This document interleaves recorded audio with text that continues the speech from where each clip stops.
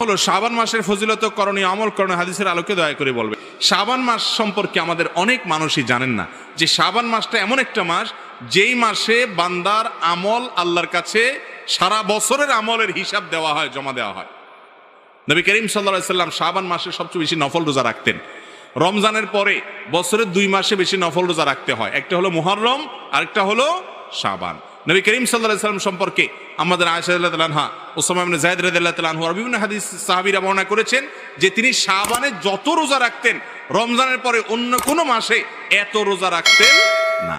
আমাদের আয়েশা রাদিয়াল্লাহু তাআলা এও বলেছেন কানা ইয়াসুমু শাবানা ইল্লা কালিলা। নবী করিম সাল্লাল্লাহু আলাইহি সাল্লাম গোটা শাবান জুড়ে রোজা রাখতেন, কয়েকটা দিন বাদে।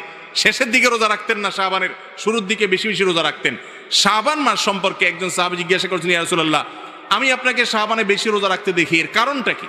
তিনি দুটি কারণ বলেছেন। 1 নম্বর কারণ হলো তিনি বলেছেন এই মাসে